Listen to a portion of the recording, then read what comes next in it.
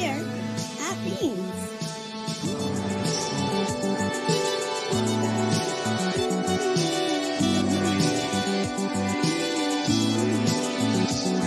Hey everybody, thanks for joining us here at Beans. My name is Josh and this is Dying on the Inside. We got Rachel joining us in the studio, and this week our guest, Anthony Robinson, comedian, coming in, sitting down, chit-chatting with us for a bit. Yee! Thank you for joining us. Thank you for having me. How long you been doing comedy? Oh shit, since the end of George Bush's presidency and the beginning of Obama's. Is that like because of the end of No. George Bush's? It was just happening to that coincide. Right, okay. It just happened, Uh-huh. like not at the exact time that happened, but You just weren't like, right all right, around now that that time he's period. done, I'm ready to do comedy. Right, yeah, okay. like around like 2007. Just makes for a good memory point. Nice. Oh yeah, it's a good memory Okay. point, absolutely. Yeah. Where'd you start doing comedy at? Kansas City, Missouri. All right. I would argue probably somewhere in fucking Arlington, Texas, at a school where I started being funny, and then like in Kansas City, Missouri, as a child. But other than that, yeah, I started official comedy. Nice. And Kansas City. There's a radio show. I'm gonna show a shout out to the 5XL in okay. Kansas City. There you go. Just because they run with a dude, Jesse Spomberg, who that's a cool dude that I'll roll with if he rolls name. with them. I used to be on his. He did a weekly show, a daily show, and I would be on once a week with him called Coffee and Bong Hits. Okay, yeah.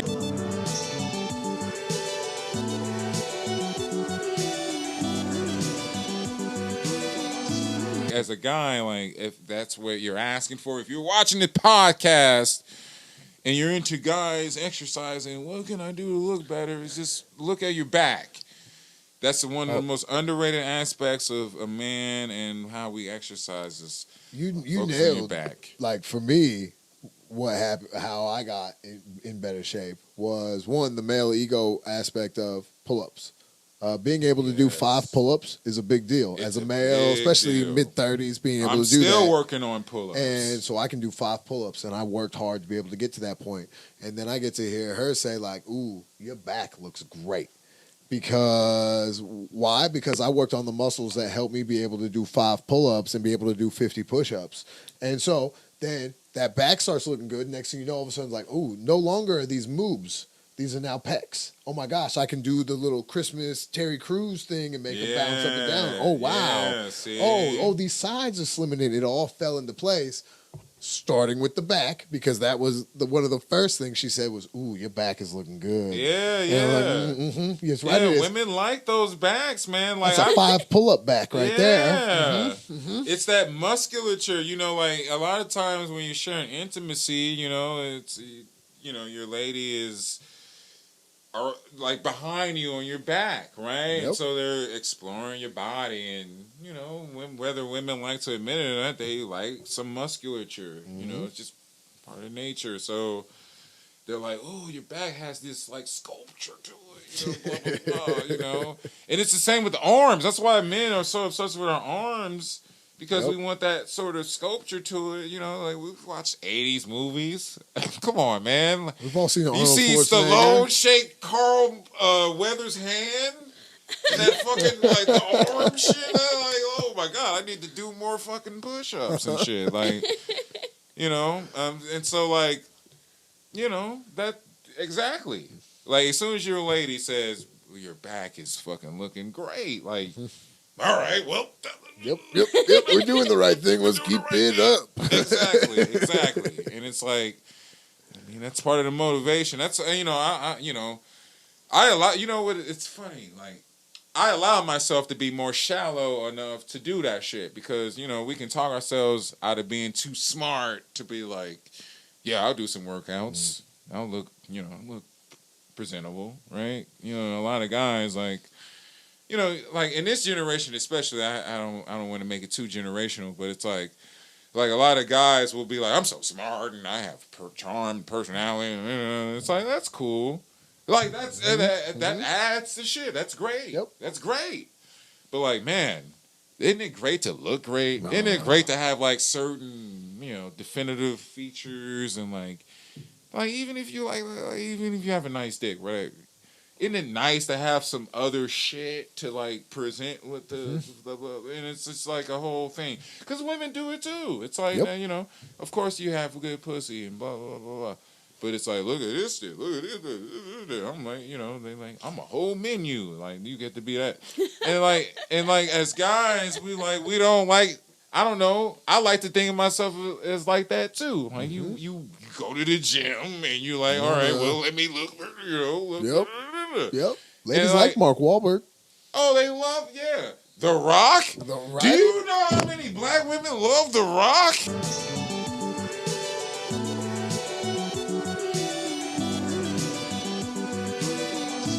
I love Weird Al, man.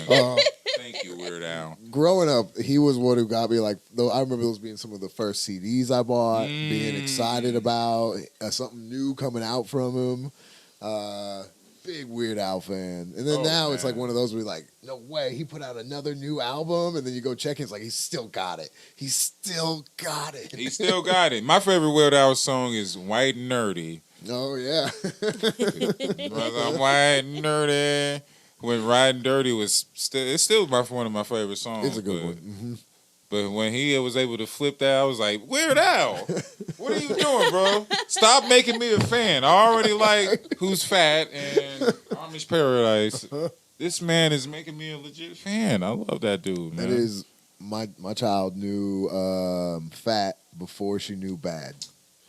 Honestly, like, I like Michael Jackson, but that shit was like, you know, I'm a younger kid. I didn't grow up with him in the same era as my older people. So I love that shit. I'm fat, and I was fat. Right. So see, that helps. Yep.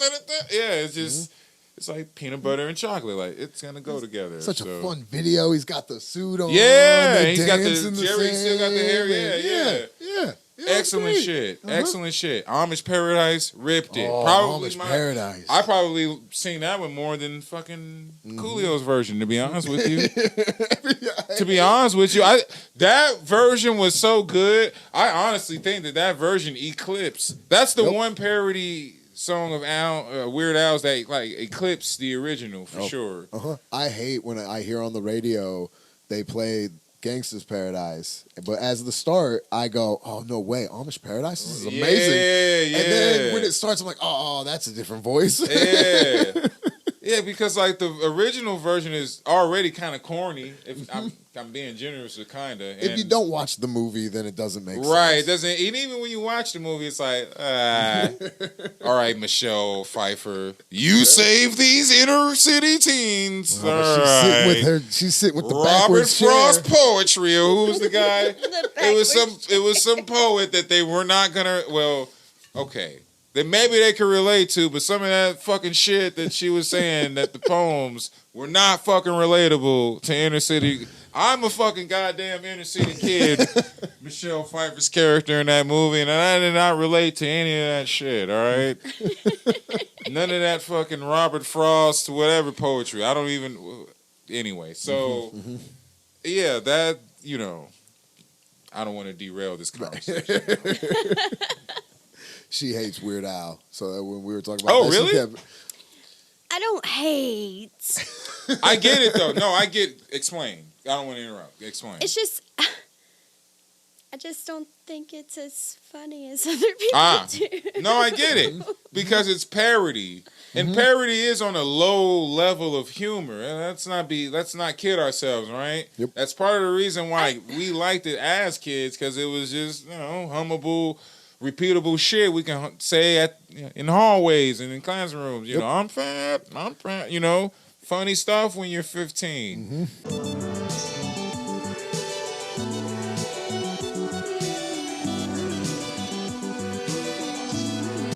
Nick Hornsby is a writer. He wrote High Fidelity. It was a book. Oh, is that what that became the movie? Yep. With John Cusack. Okay. He wrote that. Oh, okay. And that was one that talked a lot about like being a man and the different feelings you're supposed to feel as a man, but then the different feelings that you may just feel as a man, even though maybe they're not the ones you're supposed to, or just how you're supposed to look at life and look at love and all these different things. It was a great book. Recommend reading it. Okay, Nick Nick Hornsby Hornsby, okay. wrote High Fidelity. But one of the big things with High Fidelities is they talk about top fives. And how it's hard to ask somebody a top five, very broad subject, that sometimes you need to go down more, right? If you're going to ask me my top 5 favorite musicians, I need to know more. Do you want hip-hop? Or are we talking rock? Right. Are we You talking... need specific criteria. Right. Yeah. So, I'm going to ask you one of those. Oh, sweet. Top 5 favorite comedians. Oh, but, of course. But I want the comedians that you hear one of your bits and you go, hey, that's kind of like the top 5 maybe that have molded you. Oh, excellent. All right, so we'll start with number 5 and we'll work from 5 to 1. 5 to 1. We'll try that, all right? Yep. So I would say if you were to read me as a comedian and see, okay, what type of influence does he have? The number 5th spot would probably go to, I would have to say, Dick Gregory. If anybody were to know anybody about him. I mean, that's probably, to some people, they'll hear that, that's like, oh yeah, that's obvious. There's some connections there. We're both from St. Louis. We both kind of do like this, what people will call the social commentary shit, all that kind of stuff. Clever. Yadikity schmackity. He was definitely in more deep with the civil rights. What makes him an influence and also just brilliant if you ever get into his comedy was very clever. The setup to his jokes were good, and then the payoff was always something that you didn't necessarily expect. Or if you expected it, the setup was good enough for the expectation, if that makes sense, right? So he was just great at that, and he could have been a much bigger comedian if he wanted to be, if he didn't want to get more into the civil rights activism and whatnot of his time. And then the 4th spot, I would have to go with Eric Andre, because of the relatability from me and how I think of comedy and how he approaches comedy. Because in specifics, what he did with the talk show format is the kind of shit that I wanted to do with the stand-up format for a long time. Invert a lot of the expectations and the rules of what comes with the medium. What he did with talk show format, I think, is some of the most brilliant comedy shit we've ever had in fucking comedy, period.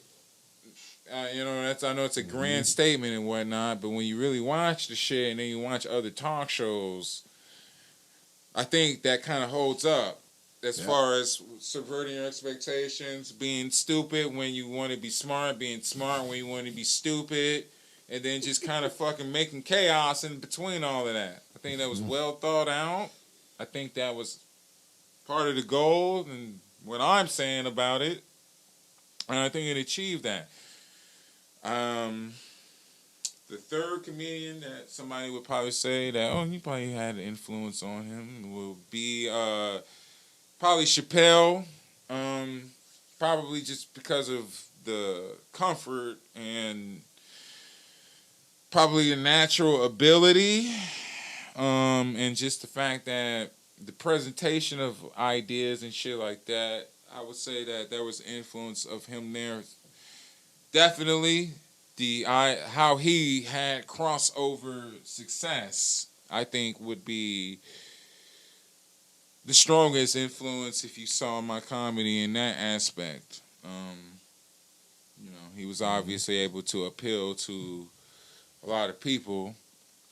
I mean, had the black people like me, obviously, but he was able to have a lot of other people too, based on his thoughtfulness and funniness at that time period. Yeah. And the topics he chose. Super relatable. Yep. I think the most, I think one of the most underrated skits on his show that people don't talk about enough was his version of the Law and Order court type of thing, where he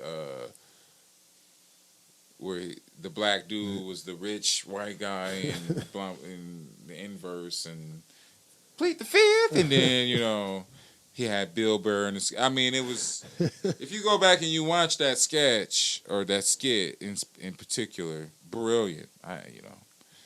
What was it? He was third. Second would be George Carlin, simply because of the writing.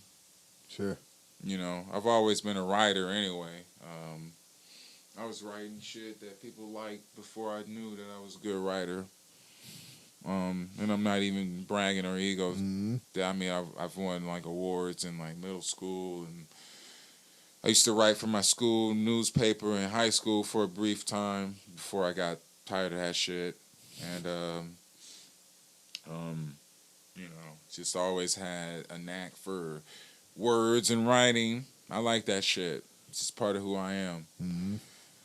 And so Carlin related to that a lot. The way he was able to bend words and still make a point. That always related to me. The uncle energy.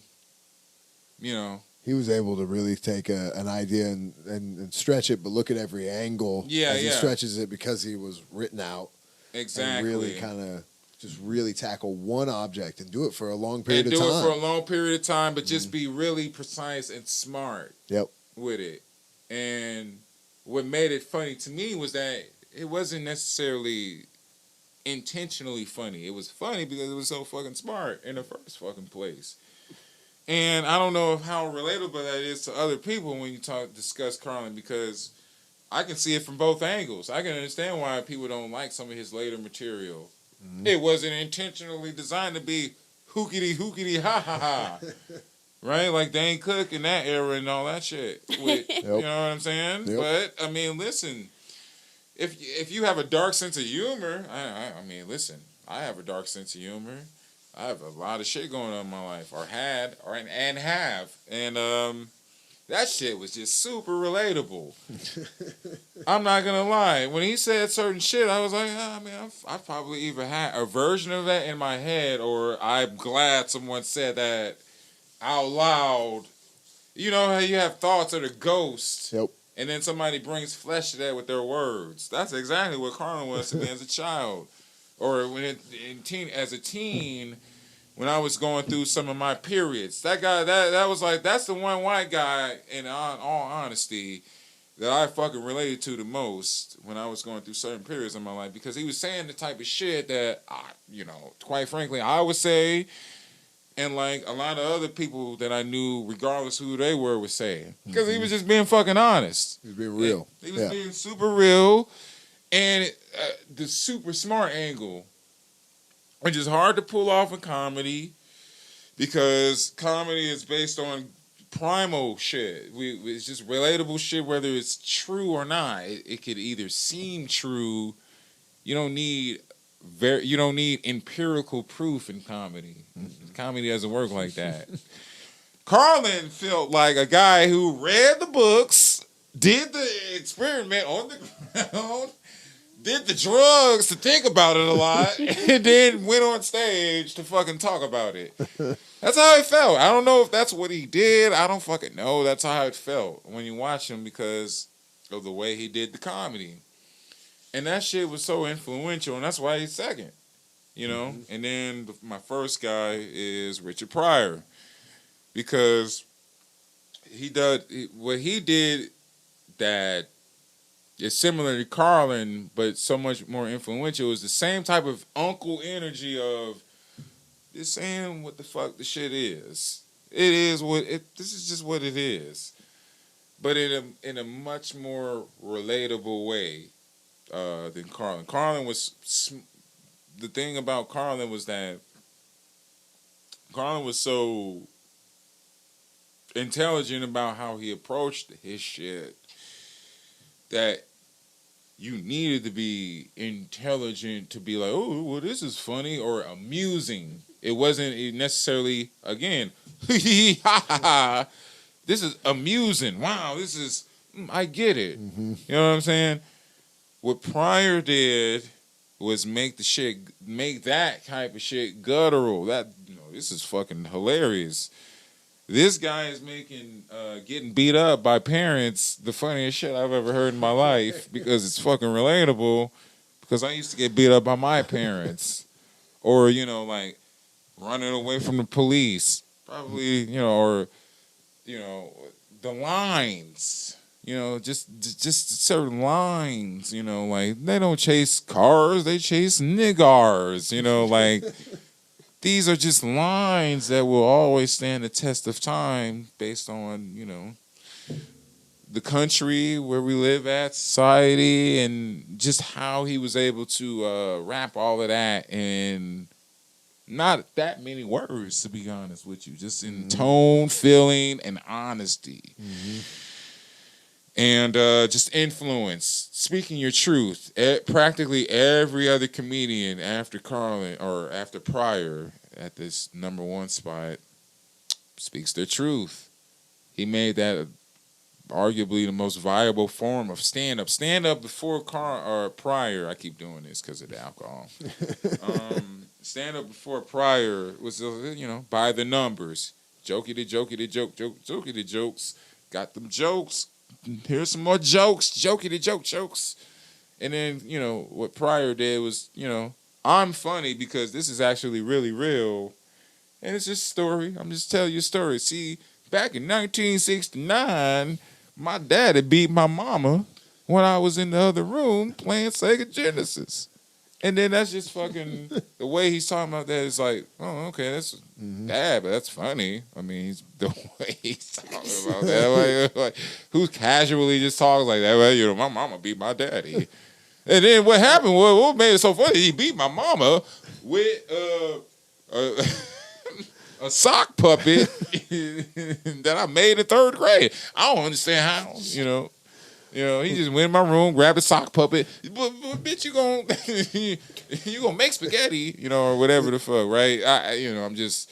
Well, I think that especially you have Pryor and Carlin as 1 and 2, and in the same way, one of the things that they were able to do was tell a story in a very relatable way. Exactly. And that though it was more relatable to certain people for Pryor and then certain people for Carlin, it could be to some such a relatable story to others. Not relatable, but still entertaining, still funny, still enjoyable to watch. Oh, yeah, absolutely. And Carlin is the ultimate. I always, in my mind, this is how I always phrase that whole thing because they kind of were in competition with each other, too. They kind of, admitted that in certain ways, but it was friendly competition. They weren't like at each other's throats, Pryor and Carlin. But this is how I always framed it in my mind back in my early days when I was getting into the shit. Carlin is the ultimate joke teller and Pryor is the ultimate storyteller. And if the way how I looked at that allowed me to understand my own joke formula and what works for me because they had their own joke formula and what worked for them. Carlin was always going to be an ultimate joke teller. He's just that clever.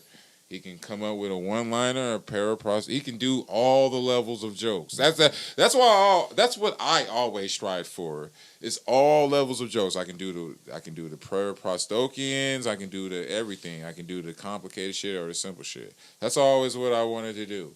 And then what Pryor inspired me to do is just live your truth. That comes in the form of storytelling. Storytelling doesn't always have to be a long-ass story. It can be just an anecdote. Yep. It can just be a short little, 4-sentence story about your life. And that's, oftentimes people like that over the long shit. Especially in this age, we're fucking young. So that's the one. So, yep. Those are that evens up the top 5 list. Is that a good list? That's a good list. That's good. Okay. I like that. That's Thank you. I wanted to have some. I was trying to think of a lady that I would have in there. The honorable mentions with the ladies would be Judy Tunulu. I probably butchered her last name. Tunulu. I'm not doing any favors. Judy Tunulu. She was this female woman comedian, back in like the late 80s, like the boom of comedy. She would go on stage with like the accordion, and she just has some of the funniest jokes, I think. Okay. Yeah. I don't know her. Yeah, she's fucking hilarious, and she does great crowd work. That's what made her stand out to me. She just would break the fourth wall and just be like, "Hey, look at this guy. Hey, stud pickle." She'd break the fourth wall, hit on this guy, and like make this guy uncomfortable. "Hey, stud pickle, how are you? You know what I mean? Like, you know what I mean? And then go into her thing. Another one would be Aparna. Let me say her name right. Aparna Nanchella. She's a great comedian. She's like one of those always under the radar comedians that people should know more of. Because she's like one of those like just solid joke writers all the way through, right? Just all the way through. Can deliver it, can write it, can tell it, can sell it.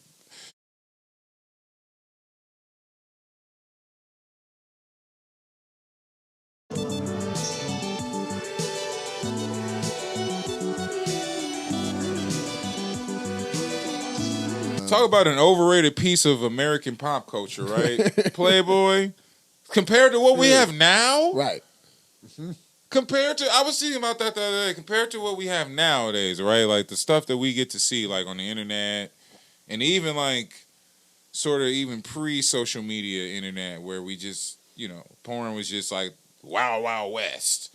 It can just be a random pop-up on a thing you accidentally clicked on your bullshit Macintosh computer in like 2001, right? Compare that to just like fucking Playboy, where it's just okay. Yeah, you see a naked person in a picture, and 1 out of 3 is naked. Yeah, the other ones have like pillows. Maybe you see some nipples, or maybe you see some.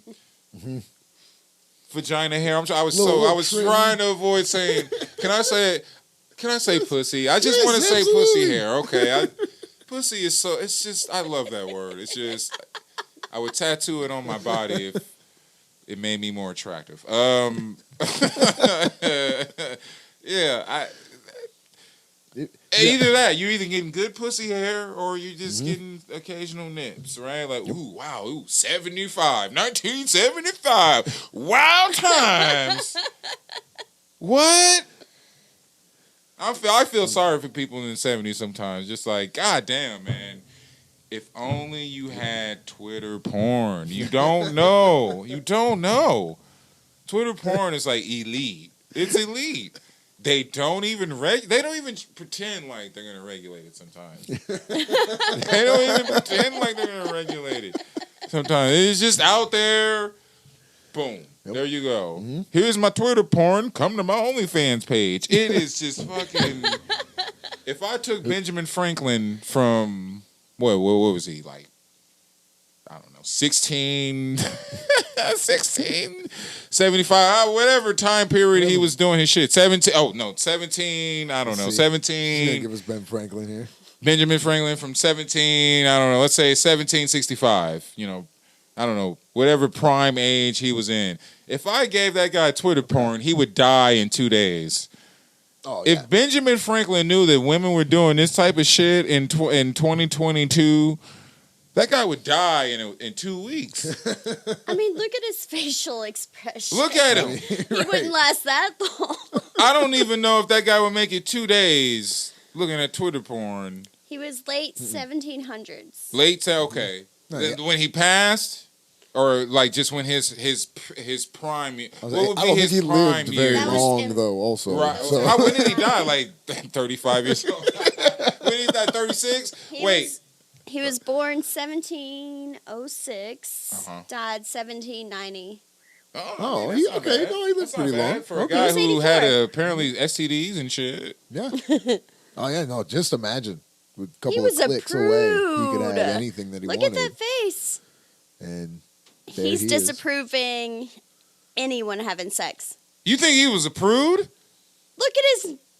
Oh, just by No. looks alone? Oh my God, you need to Just- read his history. Do you realize the kind of stuff that Benjamin Franklin did in his looking like that, by the way? This guy looks like what's this guy's New Jersey governor? He looks like Chris Christie with longer hair, all right? That's what he looks like. He looks like your dad's uncle's dad who's had the same wife for like 40 years before they get a divorce or some shit. Yeah. This dude was out here with French sex workers. In their day, they would call them prostitutes or whatever, the ladies of the night. And, I mean, just all kinds of stuff, man. This dude was insane. So anyway, long story short, Pornhub would destroy that guy in like 2 days. Pornhub would put that guy out of commission. One would even argue if I were to sabotage American history and invent a time machine, I wouldn't do it with violence. I would do it with porn because they're not built for that type of shit in those days. Their heart rates are not built for that. It just immediately like the spread cheeks and like just the lingo and all that destroyed. All right, sensory overload. Sensory and then overload. The blood flow overload. They're so distracted with that black people are all of a sudden just breaking out of chains and beating them over the head with like broomsticks. Because they're just too busy looking at the discoloration on the ass cheeks on this like fucking random person on Pornhub on like the 226 like, you know, page on your scroll journey, you know, like Benjamin Franklin would fucking die. And honestly, listen, everybody has time machine Hitler fantasies. Mm-hmm. I have time machine forefather porn sabotage freedom fantasies. Those are my fantasies. So you're welcome. You watch this episode, you learn something, all right? Benjamin Franklin was he was the Robin Thicke of his day. He was the blur lines guy before blur lines was blur lines.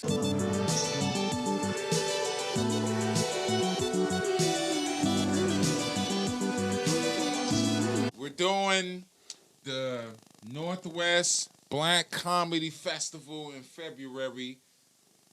Please come see my showcase, Sophisticated Ignorance. I'm going to have some of the most fire merch you've seen in not just stand-up comedy, but just all around. And just come see me be brilliant. Come see a bunch of brilliant black and brown comedians of all different shapes and sizes and backgrounds and all that shit. And then stay tuned. I got a little tour coming up, and I'm releasing the comedy album this year entitled Sophisticated Ignorance. That's right. Same shit, different toilet. So we're doing it. I don't know why I'm banging the table like this. I'm excited. Feel like a dictator. This is what fucking Idi Amin felt like when he was in the fucking last king of Scotland. Extra layers, all this man. part will be in the back half, so it works out. Nice. Because we like to share some of the fun or weird or different news stories that go throughout. And I hate that I started off by saying fun, and then this is the first story I'm going to give to you. Oh, yeah, I know. I saw it. Yeah, of course. But John Madden passed, which is a sad loss for the Did he, NFL. And did he pass or did he just go to Cuba? I mean, you know what I mean? Isn't he just in Cuba right now, chilling with Asada and Tupac, and he's already drawn up plans on how to fucking, get everybody free. He's got the screen. He's just like, see, this is what you got to do, all right? First, you got to infiltrate the Capitol building, all right? And then you got to use some Trump rubes. All right, no, go. I'm sorry. This doesn't make me feel bad. Don't worry. I felt bad because I was like, oh no way, John Madden was still alive. I know, right? I hadn't seen him in God. a while. So I didn't know that I play his games, but I didn't know he was still around. I just thought he had passed a while back. And that's why we hadn't seen him. Was he still doing commentary before his... not recently. No. Okay, that's what I figured, right? He retired, right? Or Yep. it was something, right? Yeah, so... I remember him and Pat Summerall. Those were the two as far as footballs. The good old days. Right? And I mean, He really the Madden game is still the only sports game with a person's name attached to it. Oh yeah. It's big time. It'll never go away. You could never change it to NFL football or anything else. Oh no.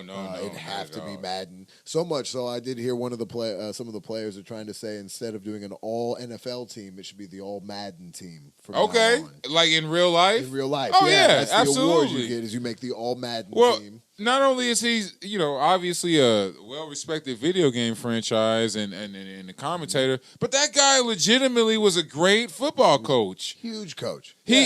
How many conference, like he went to, how many, it was like some crazy stat I saw recently. He was like in 7 out of like 8 to 10 conference finals or some shit like that. Jeez. Or like Super Bowls or some shit like that. It was like an insane amount. Like he has the highest winning percentage in NFL history as a coach. Mm-hmm. He won 7 division titles. Okay. Division titles. And made the playoffs 8 times. Okay. See, he was just He won a Super Bowl. Yeah. Yep. He got like 4, right? He had 4 Super Bowls, if I'm not mistaken. There's a reason those games were named after him. He knew what he was doing. He knew what he was doing. And the fucking Oakland Raiders. Listen, I'm secretly a Raiders fan because I like some of that outlaw shit. I come on. Sure. I mean, like, I don't think Darryl Stringer should paralyze people, but I mean, come on. He was kind of a badass, all right? Like, he was kind of a badass. And, like, they just always had that culture to him. And I kind of rooted for Derek Carr. You want to see people overcome shit. And he tried. That injury scared him, though. Yeah. He won't make that pass anymore that he used to make when he was younger. Yeah. And that's going to keep him down until they go a different route. Which, what a weird year for the Raiders this year, too. Being this team, they're like, this is going to be their year, maybe. And then the coach has issues. The one, you can't predict a wide receiver going to be drunk driving. There's all these weird, random things that came out of nowhere. Well, it's Las Vegas, too. It's Las Vegas, too. See, I always thought it was a terrible idea. Why you want to put football players around? I mean, look, it's not like they were already that far from the shit anyway in Oakland. Yep. But now you're putting them smack dab in the middle of all the bullshit that you want them to avoid in the first place to make your shit successful. How can anybody not see this being a disaster?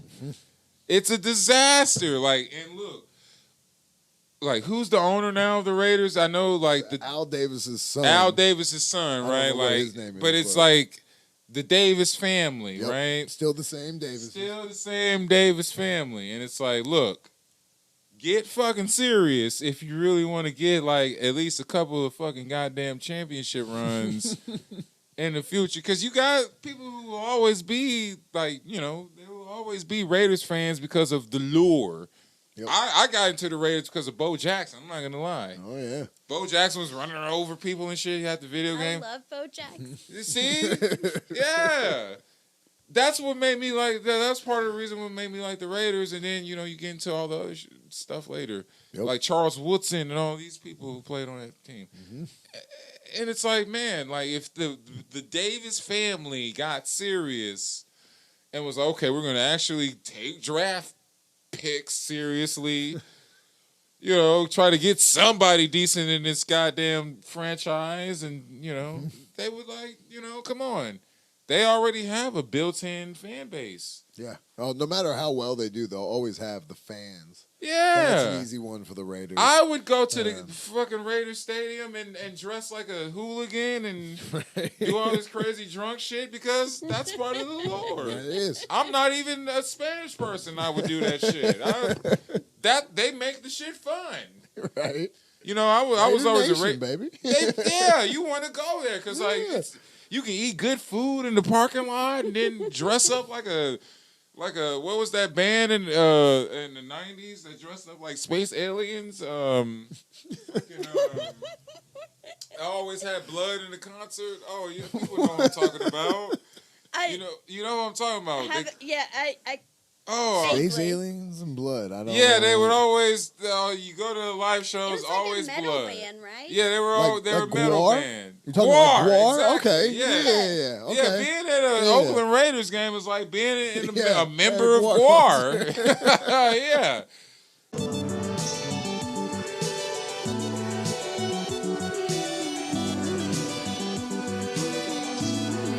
The next story, Jake Paul issues demand to Dana White in exchange for boxing retirement move to UFC. Part of the Paul brothers' big take on fighting.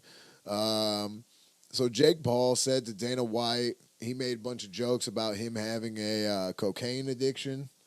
Wait, Jake Paul made fun of Dana White or Yep. this? Or Yep. Oh, so he interesting. said I he can made believe that. jokes I mean, about okay. Dana White having a cocaine addiction. So Dana White said to him, hey, how about this? You go ahead and for the next 10 years, I'll let you drug test me for cocaine. If I, for the next 2 years, get to drug test you for steroids. Oh, that was Dana White's response? Dana White's response. Oh. Dana White's challenge out to him. And This sounds like he has intel. right. So of All course, right. for a little bit, Jake Paul was quiet. And then Jake Paul did fire back with a nice little tweet here talking about, how about this? I'll retire from boxing, but you have to, will you click on the black Let me tell image? Just so it'll blow it up. Saying that you have to pay your fighters $50,000 instead of $12,000. Okay, oof. You need to guarantee UFC fighters 50% of UFC annual revenue, which was $1 billion in 2021 for the UFC. Wow. Provide long-term health care to all fighters. Previously said brain damage is part of just part of the gig. Imagine if the NFL said that. There are many UFC alums who have publicly said that they are suffering from brain damage. CTE. Gave them 5 days to accept and to implement these rules. By March 31st of 2022, then he would retire from boxing. He would sign a one-fight deal with the UFC, fight Jorge Masvidal, who they've been talking shit to. Okay. And then throws out, hey, to all UFC fighters, time to take a stand and credit value for yourselves and peers. You deserve a higher pay. You deserve long-term health care. And above all, you deserve freedom. Support each other.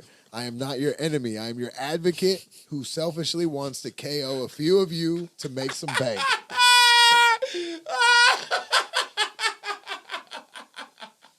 I love this guy.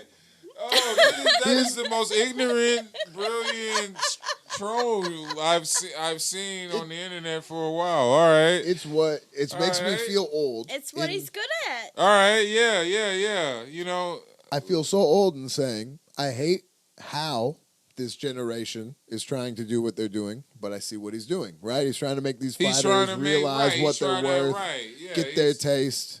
He's trivializing the issues, obviously, but he's trivializing them because the guy who he's responding to was also being a dickhead. Yeah, a little bit. So all's fair in love and war, right? So if these are the parameters that you're fighting on, all right, well, I'll do it. And that's an easy game to play if you're an asshole. Right. Who are these two dudes? Assholes.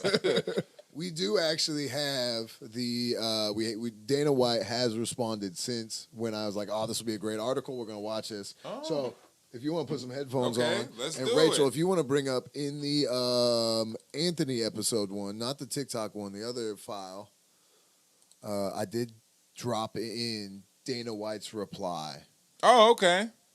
Yeah. Oh, shit. I can hear my voice now.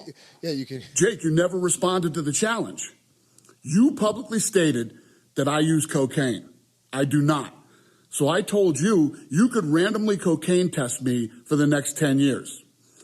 I believe that you're a cheater, and I believe that you use steroids.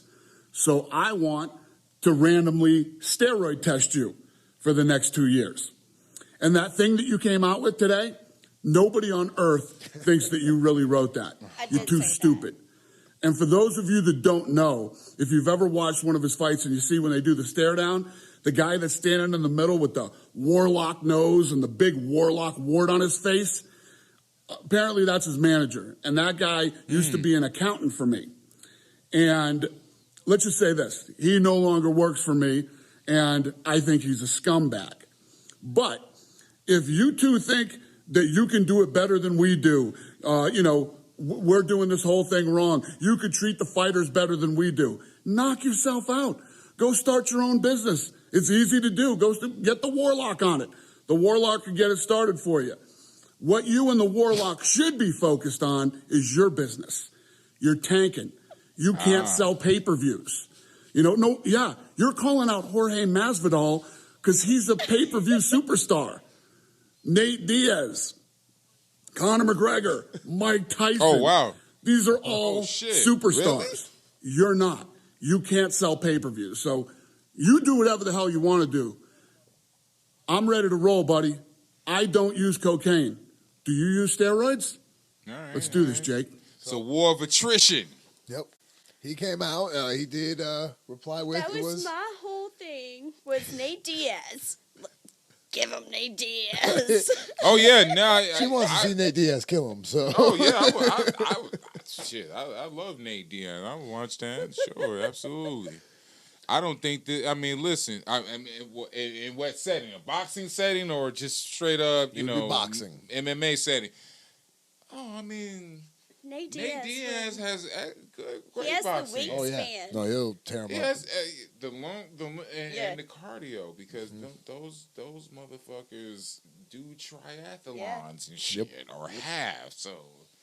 And he's also one of those where there's not a certain amount of money you can give him to take a dive. Or at least as a fan, I believe that. No, they're from Stockton, California. Well, I think that this is staged like majority of other Jake Paul fights. I think they're all staged. I think there's some bit. I hate that I start to respect his boxing, and then I think they staged that part. Do you think that Tyron Woodley threw that fight? Because I've seen that on the internet where like people were saying that the last one. Yeah, the last one, the one that I think the last one he got. He just got because he's not a good stand-up fighter anyway. I think the last one he maybe eased off the gas to let it go a little bit longer. He did bop Paul really well. He was able to mess him up a little bit, cut him. Right. But that punch that knocked him out was just a great punch. I mean, that's one thing they did learn how to box. They are. Oh yeah, well, Jake Paul in particular, his boxing is okay. Mm-hmm. Because he's not going up against other okay boxers. Right. That's the hustle. Duh. Yep. That's how you sell a fight in this situation. If he gets beat up, then you fuck up the cash cow. So I mean, that's why people are paying. That's why look, I hate gambling because it's just so obvious that you really have to just be going off on this chance that it could happen. Like, it's this chance because it's this.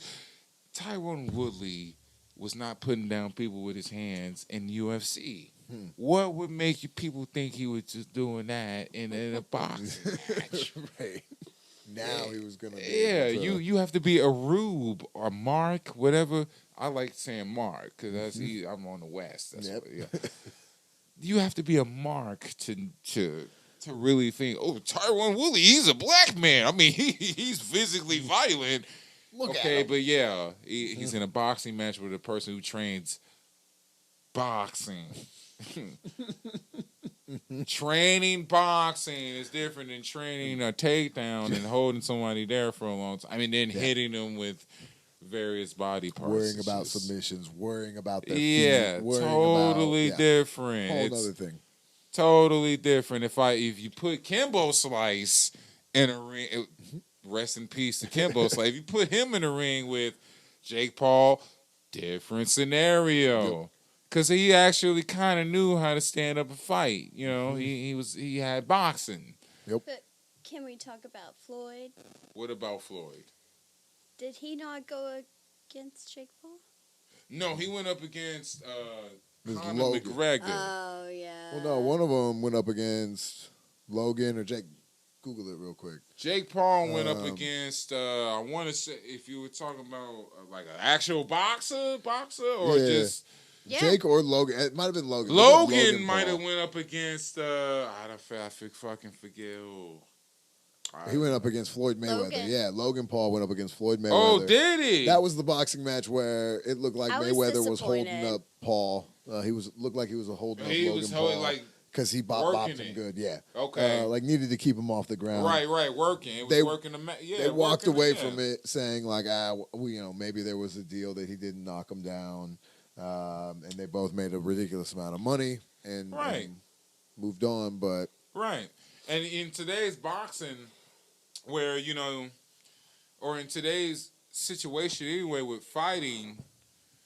You see what the Paul brothers are doing. What they're doing is they're bypassing organizations. And this is, per se, like actual, legit boxing organization, fighting organizations, whatever, to put on these spectacles. Yep, they put shows on. They do what Don King used to do. They're Don King without Don King being Don King next to him. They're just there. They're the Don King unto themselves in a sense, and so that's what we're seeing. We're seeing a bunch of that, and so that's why we get people saying or speculating, these worked fights or whatever, these rigged fights or what have you, and I mean. I have two minds on that because I'm a comedian. I'm naturally a trickster, so I'm like, okay, you're gonna rig the game and win. All right, Sure. I like that. But on the other hand, it's like as a fan of fighting and someone who's done that over the years, it's like, oh. I love Floyd. It's I the do. reason I was disappointed. Yeah, if that's true, that's disappointing. I mean, It felt fake. I can't remember the tone of the fight as we talk now. I just remember what I remember is the Conor McGregor fight. I don't know if I actually sat and watched the Logan fight, to be honest with you. I probably didn't watch it because I thought it was going to be some bullshit anyway. I don't anything that's not like if it's not legit boxing, I'm probably not interested.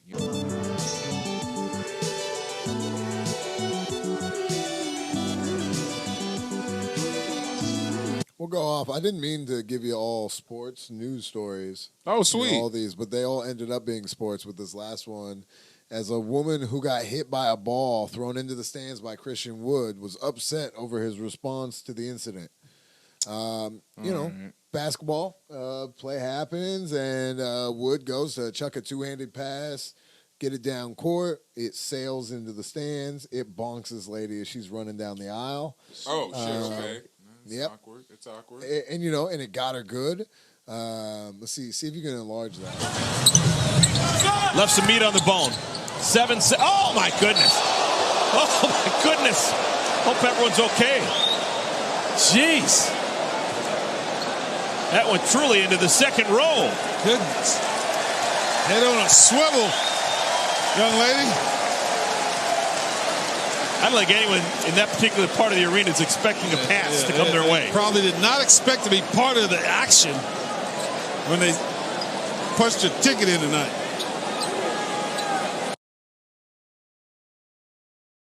No. This lady gets hit. The announcer laughs because it's funny. And then Christian Wood later on tweets or posts on Instagram, happens to the best of us. I'll be on Shaqtin', the Shaquille O'Neal blooper show. Courtside tickets to any game of your choice. Oh, okay. Right? That's a fantastic That's not little bad, deal. right. Yeah. And the lady's upset, though, because he also did a smiley face emoji with some tears like he was laughing. And she thought... so she felt mocked? She felt that because the announcer laughed and that he laughed in She's those... angling for money. Here, Right. look, you want $2,000, you broke lady? That's Here, what- take the money. She may not be able to go to work for a couple of days because of the trauma Oh, yeah. from it. Is that what she's saying, and- literally? Yep. Yeah. Oh, It's- yeah, okay. Yeah, you're angling for money. All right, look, you need some money. Take the money. Where they say, why don't you pay attention while you're in the stands because you may get hit by the ball. That's part of the game. That's part of the game, look, right? Look alive. Is that what they told her? The National Basketball Association? They haven't come back. She hasn't asked for anything, but they haven't offered anything. No, why would they? They're gonna keep She quiet. wants him to directly apologize, as it says. Oh, that's it? So, that's sure- weak. so we'll She see didn't even him go do for the that. money? Okay. She just wants him to say. Well, then maybe that's an angle for the money, because Right. you know a man's prime. Hey, yeah, man, you know. Well, and then, obviously, you know, I deserve some man, money. He apologized on TV for it, so that's an angle that she can always work. Is he felt so bad he needed to apologize on TV. I think that over a he ball maybe has to get some wait, money. did he throw the ball himself? I mean, he did chuck it. Yeah, All right. he missed. He missed poorly. He missed but the ball. It Oh, happens. It happens. this is her golden ticket. Right. That's her shot. This is it. Yep. Oh my God! I got hit with a basketball at a live sports game. Let me get $20,000 out of it.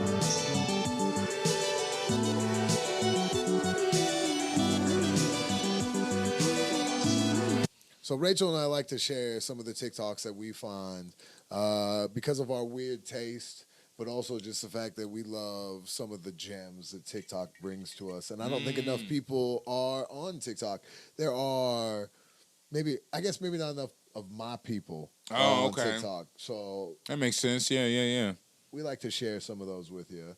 Okay. So here's our first one. I don't know who this gentleman is, but I'm ready. Bring it on, Biden. You think we're scared of you? You can't fuck with us. We're badass, bro. We'll make it work. Okay. It's hard to know if that's satire or if this guy I is can't tell. genuine.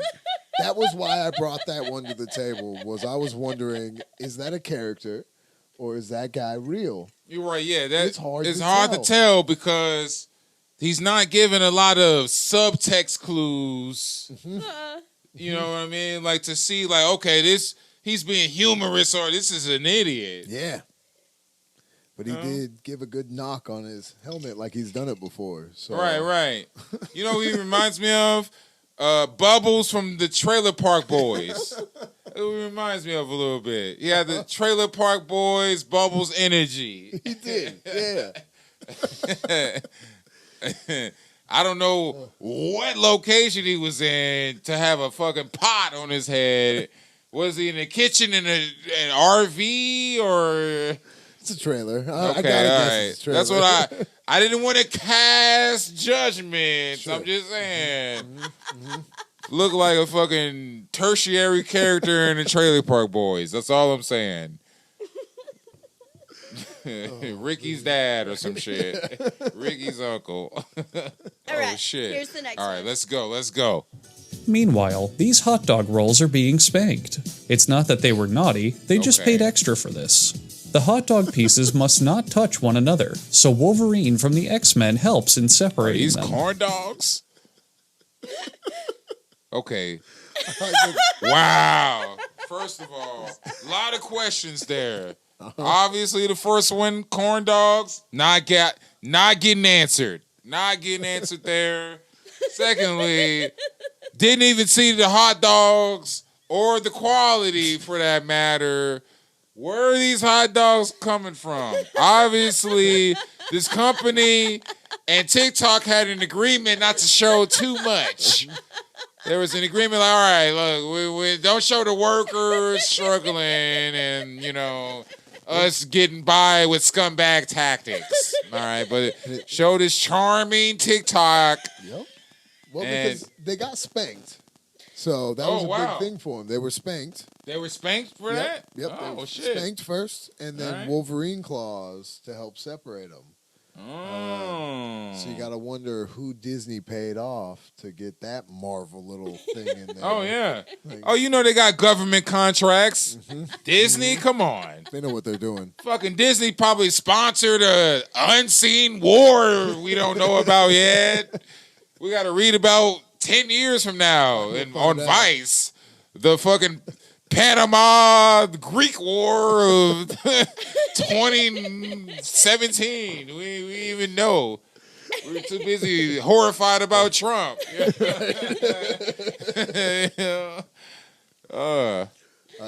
This next one is a big favorite of mine on TikToks, and it's teachers that are using TikToks. Teachers get bored during class now. Is that mushrooms on the what is that? You know that I don't know. It's a weird. I'm gonna assume it's a science classroom, but All right.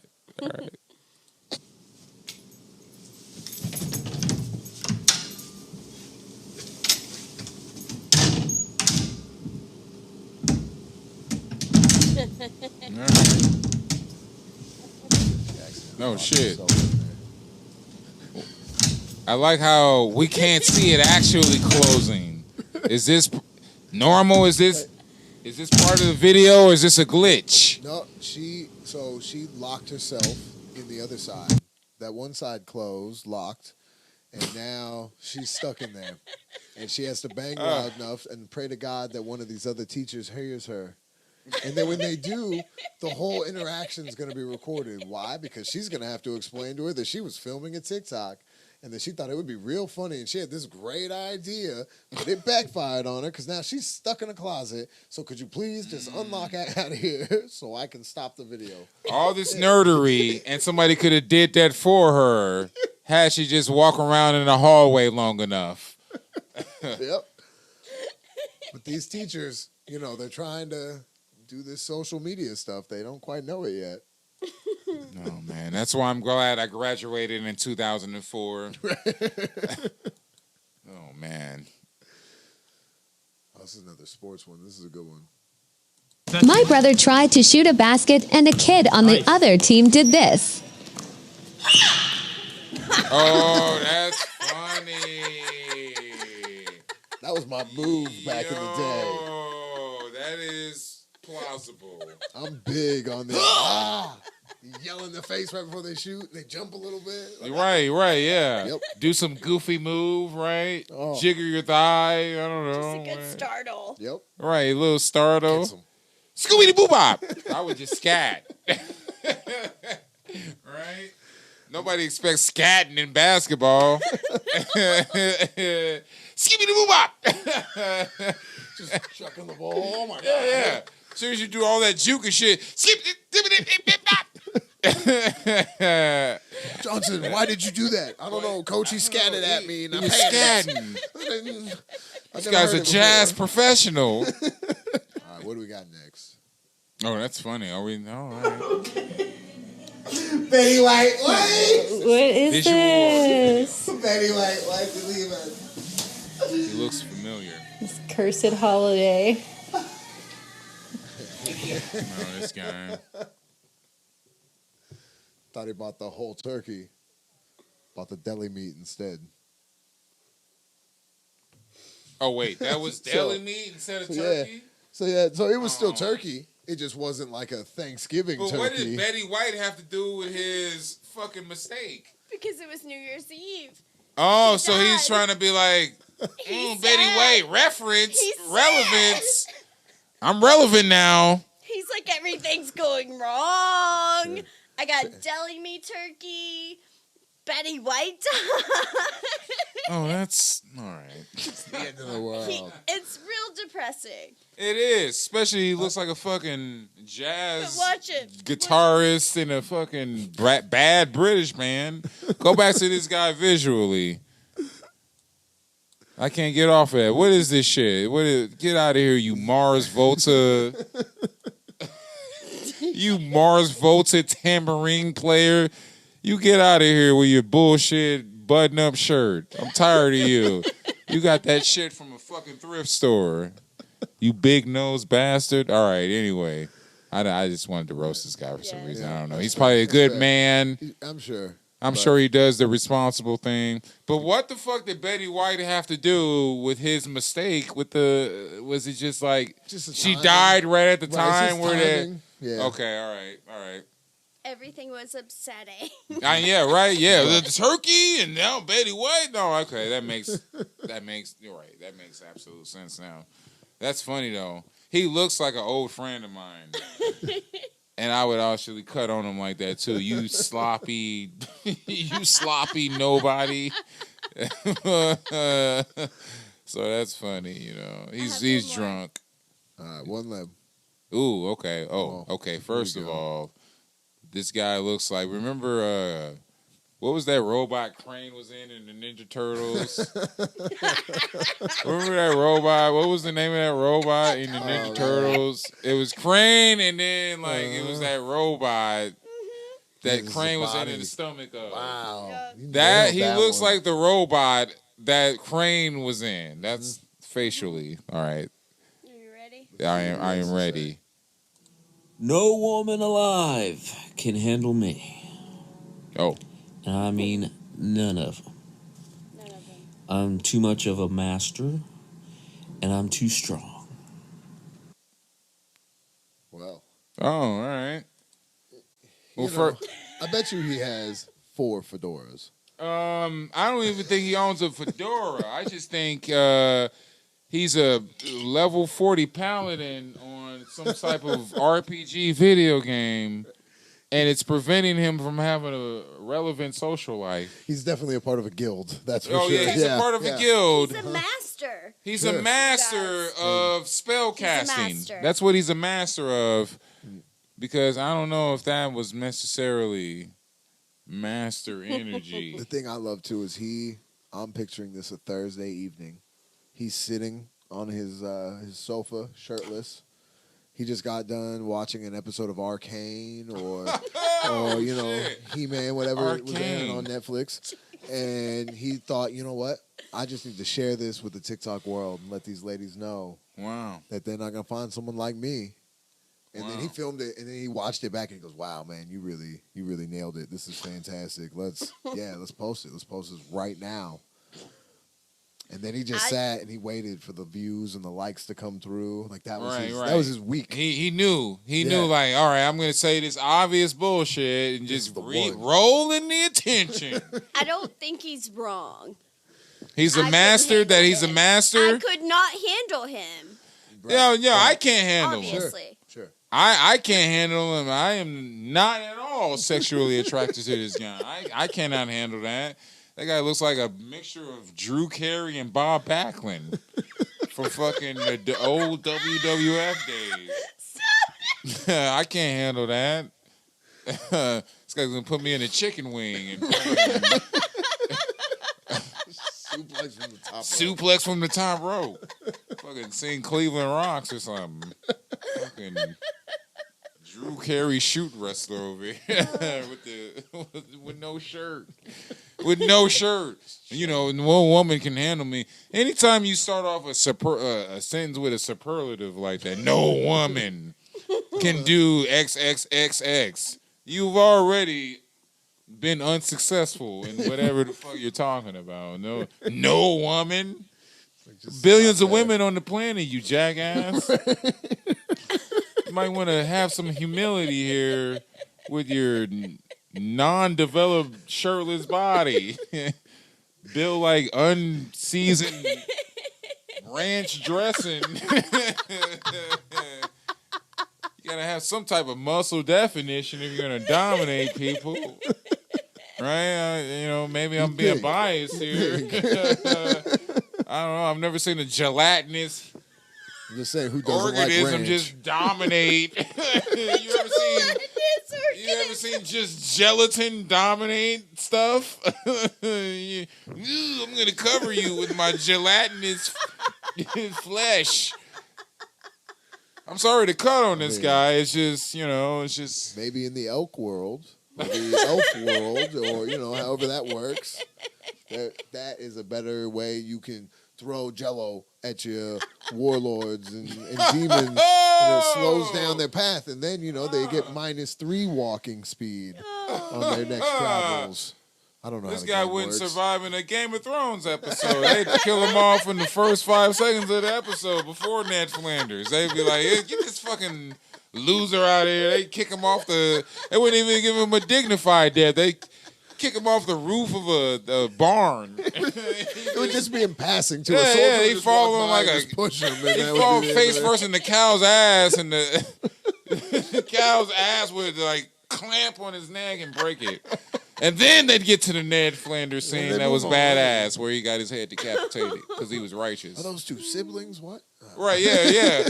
Whoa, you mean the bastard? Oh, yeah, he's cool. Who's this fucking ice cream man melting My favorite. accounts receivable. You went from Ned Stark to Ned Flanders. Oh yeah, I'm sorry. I know. I'm totally. I meant Ned. Hey, look. I meant Ned. I meant Ned Stark. I know what you mean. And to be honest with you, Ned Flanders looks more badass than that guy too. Have you seen Ned Flanders? That guy is. He's chopping trees and being Christian. Look, we all have seen the episode where they go skiing and Ned Flanders shakes it and he goes, feels like I'm wearing nothing at all. Nothing at all. That guy just built with a huge dick and fucking the shit out of Christian women. That guy's built to be the cuckold on a terrible porno video. It's not even it's not even rated. It's not even highly rated. It's just like, well, it was there, you know. I was skimming. Oh, man. I was floating. what's the term? Surfing. I was porn. I was porn surfing, and it's weird. This weird Drew Carey character dude was. I'm a master. That's the joys of TikTok. Anthony, thank you so much for joining us, man. We appreciate having you. Thank you for having me. This has been great. And everybody else out there, thank you for joining us here at Beans. This has been Dying on the Inside. My name is Josh, and for Rachel, catch us on the next episode. They'll come out when they come out. All right? Be good. Be good. Here at Beans.